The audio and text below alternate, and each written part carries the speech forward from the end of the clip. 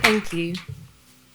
I wrote this in the wake of the 2021 coup in Myanmar or Burma as a way of processing the fact that I might never see my country again.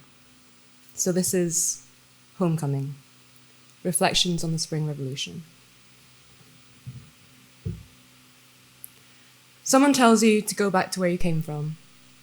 Laughing, you tell them you were trying. Don't you think I'm trying? As if I wouldn't want to be kicking dust along the back streets of Calais, wandering under a blushing sky.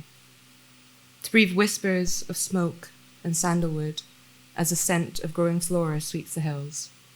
Earthy, humid, stretching with life. At night, I dream of air heavy with the hum of endless traffic. Children playing games with bundles of brightly coloured rubber bands. They taught me these tricks once, years ago. Now, my fingers fidget to form elastic airplanes, flown by muscle memory.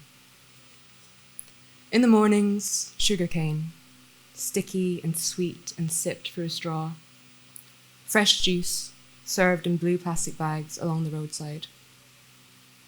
Then evening falls, trays rest on top of pastel tables, plastic still tacky to the touch from the long day's sun.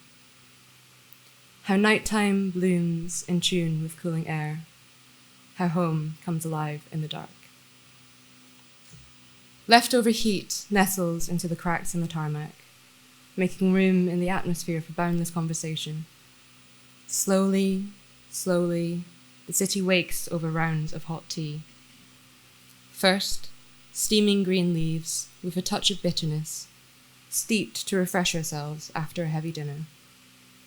Followed by rich and creamy cups of milk tea, to sweeten the chatter into the small hours of the night. Funny, I think, looking back, how tea became synonymous with resistance. The Milk Tea Alliance began as an internet meme, of all things, linking Hong Kong, India, Thailand, and Burma. It evolved into a dynamic, multinational protest movement, with the most simple, most human connecting factor at its heart. Freedom.